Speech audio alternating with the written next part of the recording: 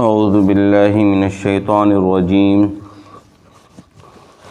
بسم اللہ الرحمن الرحیم ولا تتمنوا ما فضل اللہ به بعضکم علی بعض للرجال نصیب مما اکتسبوا وللنساء نصیب مما اکتسبن واسألوا اللہ من فضلہ ان اللہ کان بکل شیء علیما ولکل جعلنا موالی مما ترک الوالدان والاقربون والذین عقدت ایمانکم فآتوہم نصیبہم ان اللہ کان علی کل شیء شہیدا۔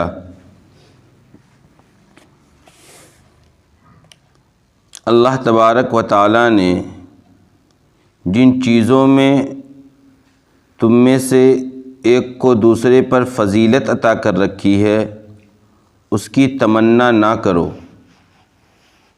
بلکہ مرد حضرات جو بھی عمل کریں گے اسی کے مطابق ان کو حصہ دیا جائے گا، اور عورتوں کے لیے بھی انہی چیزوں میں حصہ ہے جو وہ کریں گی، اور اللہ سے اس کا فضل مانگتے رہا کرو، بے شک اللہ تبارک و تعالی ہر چیز کو جاننے والا ہے۔ اور ہم نے اس مال میں سے جو والدین اور رشتہ دار چھوڑ کر جا رہے ہیں ہر ایک کے لیے کچھ حصہ مقرر کیا ہے، اور ان لوگوں کے لیے بھی جن سے تمہارا معاہدہ ہوا ہے، لہذا تم ان کو ان کا حصہ دے دو، بے شک اللہ تبارک و تعالی ہر چیز پر گواہ ہے۔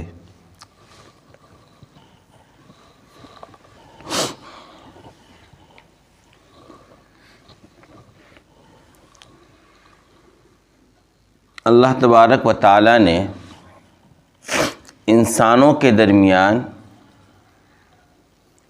بعض انسانوں کو بعض انسانوں پر علم و فضل کے اعتبار سے، کمالات کے اعتبار سے، حسن و خوبصورتی کے اعتبار سے، اعلیٰ خاندان اور نسب ہونے کے اعتبار سے فضیلت عطا کر رکھی ہے۔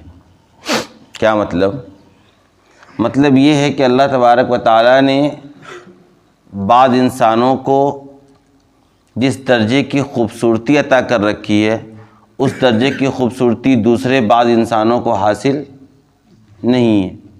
اسی طریقے سے اللہ تبارک و تعالیٰ نے بعض مرتبہ اور درجات جو چند انسانوں کو عطا کر رکھا ہے ان درجات سے دوسرے بہت سے لوگوں کو اللہ تبارک و تعالیٰ نے محروم بھی رکھا ہے۔ جیسے کسی کو اللہ تبارک و تعالیٰ نے انسانوں میں سے ہی نبی بنایا تو نبی کا درجہ بڑھا ہوا ہے، اور بہت سے لوگ وہ ہیں جو نبی اور نبوت کے درجے کو حاصل کیے ہوئے نہیں ہیں۔ اسی طریقے سے اللہ تبارک و تعالیٰ نے بعض لوگوں کو مال و دولت سے نواز رکھا ہے، اور دنیا میں بہت سے ایسے لوگ ہیں جن کے پاس غربت ہی غربت ہے۔ اسی طریقے سے اللہ تبارک و تعالیٰ کسی کو اعلیٰ خاندان کے اندر، نبوت کے خاندان کے اندر یا بزرگوں اور عالموں کے خاندان کے اندر پیدا کر رکھا ہے، اور بعض لوگوں کو یہ شرف اللہ تبارک و تعالیٰ نے عطا نہیں کر رکھا ہے۔ یعنی اللہ تبارک و تعالیٰ نے انسانوں کے درمیان اس معنی کر امتیاز کر رکھا ہے کہ ہر انسان دوسرے انسان ہی کی طرح نہیں ہے۔ اسی طریقے سے مردوں کو عورتوں پر، بعض مردوں پر اللہ تبارک و تعالیٰ نے فضیلت عطا کر رکھی ہے۔ جب انسان ان چیزوں کو دیکھتا ہے اور جب وہ دیکھتا ہے کہ سامنے والے کو مجھ سے زیادہ علم حاصل ہے، مجھ سے زیادہ قابلیت حاصل ہے، مجھ سے زیادہ حسن و خوبصورتی حاصل ہے، مجھ سے زیادہ اس کو نام اور نسب اور خاندان حاصل ہے، تو انسان کے دل میں سب سے پہلی جو بات ابھرتی ہے وہ یہ ابھرتی ہے کہ یا تو میں بھی اس کے برابر ہو جاؤں یا اس سے زیادہ ہو جاؤں۔ یہ تمنا انسان کے دلوں میں پیدا ہوا کرتی ہے، اور اگر وہ اس درجے تک نہیں پہنچ پاتا ہے یا اس سے آگے نہیں بڑھ پاتا ہے تو پھر اس کے ذہن و دماغ میں اور اس کے دل میں یہ خیال پیدا ہوتا ہے کہ کم از کم اس سے تو یہ ساری خوبیاں چھین لی جائیں۔ اسی کو حسد کہتے ہیں، اسی کو حسد کہتے ہیں، اسی کا نام حسد ہے کہ مجھے ملے یا نہ ملے سامنے والے سے بھی یہ ساری خوبیاں ختم ہو جائے اور زائل ہو جائے۔ یہ انسان کی فطرت کے اندر داخل ہے۔ اللہ تبارک و تعالیٰ نے آج کی جو آیت ہم لوگوں نے بھی تلاوت کی، اس آیت کے اندر اس بیماری کا دروازہ ہی اللہ نے بند کر دیا، اور اس طور پر بند کیا کہ دیکھو کچھ امور وہ ہیں جو اختیاریہ ہیں اور کچھ امور وہ ہیں جو غیر اختیاریہ ہیں، یعنی کچھ وہ چیزیں ہیں جس کے حصول یا عدم حصول میں انسان کا اختیار کا دخل نہیں ہے، جیسے ایک انسان کا خوبصورت پیدا ہونا اور ایک انسان کا خوبصورتی کے معیار سے تھوڑا نیچے ہونا، تو یہ ساری چیزیں غیر اختیاری ہیں۔ کوئی انسان لاکھ کوشش کر لے، ان کوششوں کے باوجود وہ اس خوبصورت اور حسین انسان کی طرح نہیں ہو سکتا ہے۔ اسی طریقے سے ایک انسان کا خاندان نبوت میں پیدا ہونا، یہ بھی ایک غیر اختیاری، انسان کو پیدا ہونے میں اختیار تو ہے نہیں کہ وہ جہاں چاہے، جس خاندان میں چاہے، جس ماں باپ کے زیر تربیت چاہے پیدا ہو جائے، یعنی اللہ تبارک و تعالیٰ نے ان امور میں انسانوں کو اختیار نہیں دے رکھا ہے۔ اسی طریقے سے ایک انسان کا لمبا اور قد و قامت کے اعتبار سے اعلیٰ درجے کا ہونا اور ایک انسان کا قد و قامت کے اعتبار سے تھوڑا چھوٹا ہونا، یہ بھی انسان کے اختیار میں نہیں ہے۔ یعنی بہت سے وہ امور ہیں جو انسان کے اختیارات میں نہیں ہیں، یہ تو ہیں غیر اختیاری امور۔ اسی طریقے سے کچھ امور وہ ہیں جن کے اندر انسان کو اختیار ہے، جیسے انسان اپنے علم و عمل کے اندر زیادتی کر کے سامنے والے سے بڑھ جائے، انسان اپنے تقوی اور پرہیزگاری کے اعتبار سے سامنے والے خوبصورت انسان سے اگر چاہے، ایک انسان جس کی خوبصورتی اس کے معیار کی نہیں ہے، وہ اپنے تقوی اور اپنے علم اور اپنی صلاحیت اور اپنی جد و جہد اور اپنی اللہ سے محبت اور لگاؤ کی بنیاد پر وہ اگر چاہے گا تو اس سامنے والے انسان سے اپنا درجہ اللہ کی نظر میں بڑھا سکتا ہے۔ یہ ہیں وہ امور جس کے اندر انسان کو کیا ہے؟ اختیارات ہیں۔ لہذا اللہ تبارک و تعالیٰ نے یہ بات کہی کہ دیکھو جن چیزوں میں ہم نے بعض لوگوں کو دوسرے بعض لوگوں پر فضیلت بخش رکھی ہے، یعنی ہم نے بعض لوگوں کو کچھ خوبیوں سے اور کچھ انعامات سے نواز رکھا ہے، اور وہ انعامات اور خصوصیات وہ ہیں جو انسان کے اختیار میں بھی نہیں ہے، یعنی امور غیر اختیاریہ ہیں۔ اس طرح کے امور کے حصول کی تم تمنا نہ کرو۔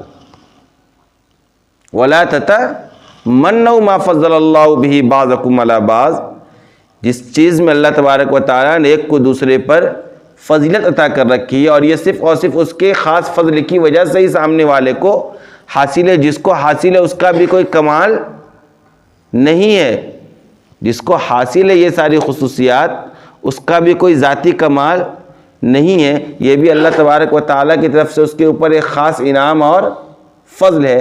لہذا ایسی جو چیزیں تمہیں حاصل نہیں ہیں اس کے حاصل کرنے کے پیچھے تمہیں پڑنا نہیں ہے، ایسی چیزوں کے حاصل کرنے کا تمہیں سوائے حسرت کے علاوہ کوئی اور فائدہ نہیں ہوگا۔ کوئی فائدہ ہو سکتا ہے، ایک انسان لاکھ حسرت کرے، لاکھ امید بنائے، لاکھ یہ تمنا پیدا کرے کہ میں بھی نبی ہوتا، تو ہو پائے گا وہ نبی کبھی؟ یا وہ یہ تمنا کرے کہ میں بھی فلاں خاندان میں پیدا ہوتا، تو کیا وہ ہو پائے گا؟ یا وہ یہ تمنا کرے کہ سامنے والے کی خوبصورتی میری ہو جائے؟ ایسا ہو سکتا ہے؟ ایسا نہیں ہو سکتا ہے۔ تو جن چیزوں میں اللہ تبارک و تعالیٰ نے بندوں کو اختیار ہی نہیں دیا ہے، ان چیزوں کی حسرت کر کے، ان چیزوں کی تمنا کر کے سوائے اپنے آپ کو اور نا امیدی کی طرف لے جانے کے کوئی اور فائدہ نہیں ہے۔ اور جب تمہیں یہ ساری چیزیں حاصل نہیں ہوں گی تو اب اس کا نتیجہ یہ نکلے گا کہ تمہارے دل میں اس شخص کے تئیں نفرت اور حسد پیدا ہوگی، اور حسد ایک ایسا مہلک مرض ہے جو اچھوں کے نیک اعمال کو کھا لیتا ہے۔ لہذا اللہ تبارک و تعالیٰ نے اس دروازے کو ہی بند کر دیا اور کہا کہ تمہیں ایسی چیزوں کی تمنا نہیں کرنی، بلکہ للرجال نصیب مما اکتسبوا وللنساء نصیب مما اکتسبن، بلکہ مرد حضرات جو بھی کام کریں گے، جو بھی نیک اعمال انجام دیں گے اور جس نیت کی بنیاد پر دیں گے، اس کا نتیجہ اور اس کا فائدہ ان کو حاصل ہوگا۔ اسی طریقے سے جو خواتین ہیں وہ جس نیت کے اعتبار سے، جس نیک عمل میں اپنے آپ کو زیادہ سے زیادہ لگائیں گی، اس کا فائدہ ان کو حاصل ہوگا۔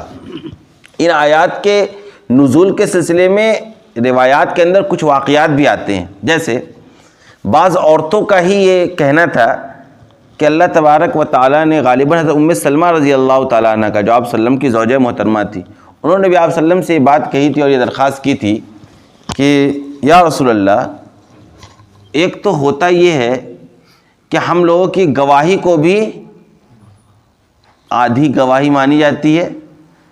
اگر مرد ایک ہے، 2 گواہ مرد کی ضرورت ہے۔ اگر مرد ایک ہی پایا جا رہا ہے تو اب اس ایک مرد کے مقابلے میں 2 عورتوں کی گواہی ہونی چاہیے، یعنی ایک مرد کے مقابلے میں 2 عورت جب گواہی دے گی تب جا کے وہ گواہ ہی قابل قبول ہے۔ تو ایک تو ہم لوگ گواہی کے اعتبار سے بھی آدھے ہیں، اس کے علاوہ بہت سے ایسے نیک اعمال ہیں جو صرف مرد حضرات ہی کر پاتے ہیں، جیسے جہاد کے اندر شرکت، اللہ کے راہ کے اندر نکلنا اور اپنی جان اور مال کو قربان کرنا، یہ کام ہم عورتیں نہیں کر پاتے ہیں، ہمیں جہاد میں شریک ہونے کی اجازت نہیں ہے۔ تو بہت سی چیزوں میں ہم جب دنیا کے اندر دیکھتے ہیں کہ ہمارا حصہ مردوں کے مقابلے میں آدھا ہے، تو کہیں ایسا تو نہیں ہے کہ ہم جو نیک اعمال کر رہے ہیں اس کا ثواب بھی ہمیں کل قیامت کے دن آدھا ملے گا؟ یہ سوال حضرت ام سلمہ رضی اللہ تعالیٰ عنہ نے آپ صلی اللہ علیہ وسلم سے کیا۔ اور اسی طریقے سے بہت سی عورتوں نے یہ خواہش بھی ظاہر کی کہ کاش ہم بھی کیا ہوتے ہیں، مرد ہوتے ہیں، تو ہم بھی ان مردوں کی طرح جہاد میں شریک ہوتے اور اپنی جانوں کا نذرانہ اللہ کے سامنے پیش کرتے تو ہمیں بھی شہادت کا درجہ نصیب ہوتا۔ یہ تمنا بعض عورتوں نے کیا۔ اسی موقع پر یہ آیتیں نازل ہوئی کہ جو چیزیں تمہارے اختیار میں نہیں ہے، مرد ہونا یا عورت ہونا، یہ انسان کے اختیار میں نہیں ہے۔ اللہ چاہے جس انسان کو مرد کی شکل میں پیدا کر دے اور جس انسان کو چاہے عورت کی شکل میں پیدا کر دے، لہذا یہ جو تمہارے اختیار میں نہیں ہے تو ایسی چیزوں کا تمہیں تمنا نہیں کرنا چاہیے، بلکہ اصول یہ ہے کہ تم جو بھی نیک عمل کرو گی، خواہ تم مرد ہو خواہ تم عورت ہو، اس میں جو تمہاری نیت ہوگی اسی نیت کے اعتبار سے تمہیں اللہ تبارک و تعالی بدلے سے نوازے گا۔ اس کے اندر اس سے کوئی فرق نہیں پڑتا ہے کہ یہ نیک عمل کرنے والے کی قد کیسی ہے، اس نیک عمل کرنے والے کا چہرہ کیسا ہے، اس نیک عمل کرنے والے کا گھر اور خاندان کیسا ہے، اس نیک عمل کرنے والا کس ملک اور کس بستی کا ہے، اس سے کوئی فرق نہیں پڑتا ہے۔ دنیا کے کسی کونے میں بھی کوئی اللہ کا بندہ ہے، جیسی بھی اس کی ظاہری شکل و صورت ہے، جیسی بھی اس کی آواز ہے، جیسا بھی اس کا رہن سہن ہے، اگر وہ نیک عمل کرے گا اپنے اللہ کے لیے اور تو وہ اس نیک اعمال کی بنیاد پر دنیا کے ان تمام لوگوں سے اپنے درجات کو بڑھا سکتا ہے جن کو اللہ تبارک و تعالیٰ نے ظاہری طور پر تو بہت حسن صورت سے نوازا ہے، لیکن ان کے پاس کوئی عمل نہیں ہے۔ لہذا تمہیں کرنا یہ کام ہے، ایسے کاموں کی تمہیں خواہش کرنی چاہیے جس کے اندر تمہیں اختیارات ہیں۔ بلکہ آگے اللہ تبارک و تعالیٰ نے اور زیادہ وضاحت کر دی، وَاسْأَلُوا اللَّهَ مِن فَضْلِهِ، بلکہ تمہارا کام یہ ہے کہ تم اللہ تبارک و تعالیٰ سے اس کا فضل مانگو، اللہ سے فضل مانگو۔ کیوں؟ ہمیشہ آپ کو متعینہ طور پر کسی چیز کو نہیں مانگنا چاہیے انسان کو کہ اللہ میرے لیے یہ کام آپ کروا دیجئے، یا میرا یہی بزنس کروا دیجئے، یا میرا یہی کام آپ اس سلسلے میں اسی طریقے سے کروا دیجئے۔ یہ انسان کو درخواست نہیں کرنی چاہیے، بلکہ انسان کو ہمیشہ اللہ تبارک و تعالیٰ کے فضل کا طلبگار ہونا چاہیے۔ کیوں؟ کیونکہ فضل ایک ایسی چیز ہے کہ وہ ہر انسان کے حق میں الگ الگ ہوتی ہے۔ جیسے کسی انسان کے حق میں فضل یہ ہے کہ وہ سونے کا کاروبار کرے، لیکن بعینی کسی انسان کے حق میں فضل یہ ہے کہ وہ کپڑے کا کاروبار کرے۔ یعنی اس کا علم ہمیں اور آپ کو نہیں ہے کہ کون چیز ہمارے لیے ہو سکتا ہے۔ اگر آپ عورت پیدا نہ ہو کر مرد پیدا ہوتی تو آپ ان مردوں کی طرح ہو جاتی جو لوگ اللہ کے راہ میں اپنی جان کو پیش کرنے کو تیار نہیں ہیں۔ بہت سے لوگ ہیں جن سے آپ کہیں کہ چلو اللہ کے لیے اپنی جان اور مال کو قربان کرو تو وہ تیار نہیں ہوں گے. یعنی بہت سے ایسے مرد حضرات بھی ہیں جو وہ نیک اعمال نہیں کر رہے ہیں جو دوسرے مرد حضرات کر رہے ہیں. تو ہو سکتا ہے تم مرد ہوتی لیکن تمہارے اندر سستی ہوتی, کاہلی ہوتی, اور تمہارے اندر یہ جذبہ پیدا نہیں ہوتا. یہ بہت ممکن ہے کہ ایسا بھی ہو سکتا تھا. لہٰذا یہ نہیں سمجھنا چاہیے کہ سامنے والے کو یہ چیز حاصل ہے اسی بنیاد پر یہ کام کر رہا ہے. ہو سکتا ہے تمہیں بھی یہ صلاحیت حاصل ہوتی لیکن تم سے یہ کام نہیں ہوتا. لہٰذا تمہارا جو کام وہ یہ ہے کہ تم اللہ سے اس کا فضل مانگو. جب اللہ سے فضل اور خیر مانگو گی تو جو بھی تمہیں عطا ہوگا, جو بھی صلاحیتیں تمہیں ملیں گی, جو بھی کام تم دنیا کے اندر کرو گے, اس کے اندر اللہ تبارک و تعالیٰ کی رضا حاصل ہوگی اور اللہ تبارک و تعالیٰ کی پسندیدگی اور دلجوئی بھی تمہیں حاصل ہوگا. لہذا تمہارا یہ کام ہے کہ تم ایسی ہی چیزوں کا اللہ تبارک و تعالیٰ سے طلبگار بنو. ان اللہ کان بکل شیء علیما. اللہ تبارک و تعالیٰ کو ہر چیز کا علم ہے, ایک دم باریکی سے علم ہے. لہذا وہ اپنی علم کے اعتبار سے بہتر جانتا تھا کہ تمہیں یہ چیز ملے, تبھی تمہیں یہ چیزیں ملی ہے. یعنی تمہیں اگر کوئی نعمت حاصل نہیں ہے تو یہی تمہارے لیے خیر ہے. ہو سکتا ہے اس نعمت کے حصول کے بعد تم فتنے میں پڑ جاتے, جیسے بہت سے لوگوں کی خواہش ہوتی ہے کہ میرے پاس فلاں آدمی کی طرح مال و دولت ہوتا. ہو سکتا ہے اگر تمہارے پاس اتنا مال و دولت ہوتا تو تم گناہوں کے کام میں مبتلا ہو جاتے, تم فضولیات میں مشغول ہو جاتے, یہ مال تمہارے لیے فتنہ بن جاتا. یہ بہت ممکن ہے اور ہم لوگ دیکھتے بھی ایسے آنکھوں سے. ہم لوگ خود دیکھتے ہیں کہ بہت سے ایسے لوگ جن کی ابتدائی زندگیاں انتہائی غربت میں گزرتی ہے, تو اس وقت ان کے جو اعمال ہوتے ہیں وہ گناہوں سے بچے ہوئے ہوتے ہیں, وہ اللہ کے قریب ہوتے ہیں. لیکن انہی کی نسل میں چل کر جب اللہ تبارک و تعالیٰ ان کو نعمتوں سے اور دولتوں سے نواز دیتا ہے تو انہی کے بچے چل کے وہ تمام برائیوں میں مشغول ہو جاتے ہیں جو برائیاں ان کے والدین نے نہیں کر رکھی ہیں. یہ ساری چیزیں دنیا کے اندر ہم اور آپ دیکھتے بھی ہیں. لہذا جس چیز کا آپ کو حصول ہے اور جو چیز آپ کے اختیار میں ہے حاصل کرنا, اسی کے پیچھے انسان کو پڑھنا چاہیے. انسان کو بیجا تمنا اپنے دل کے اندر پیدا نہیں کرنا چاہیے.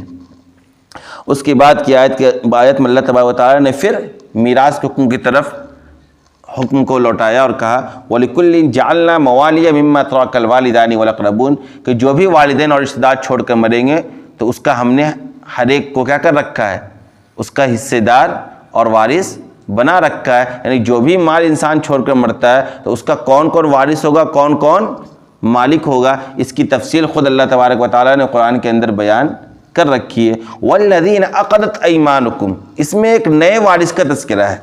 وَالَّذِينَ عَقَدَتْ أَيْمَانُكُمْ, اور ان لوگوں کا بھی حصہ ہے جن کے ساتھ تمہارا معاہدہ ہوا ہے. کیا مطلب یہ ہے کہ جب ابتدائی اسلام میں لوگ مسلمان ہوتے تھے تو بہت سے ایسے لوگ بھی اسلام قبول کرتے تھے جن کے خاندان کا کوئی بھی انسان اسلام کے دامن میں نہیں ہوتا ہے. یعنی وہ واحد آدمی آتا ہے اپنے خاندان سے, اپنے رشتہ داروں سے نکل کر, جو اسلام کو قبول کرتا ہے. مسلمانوں میں اس کا کوئی رشتہ دار اپنا نہیں ہوتا ہے جس کا وہ وارث بن سکے. تو ایسے لوگوں کا عام طور پر دوسرے ان مسلمانوں سے جو ان کے رشتہ دار تو نہیں ہیں لیکن صرف اسلامی اخوت کی بنیاد پر ان دونوں کا آپس میں موالات کا تعلق پیدا کیا جاتا تھا.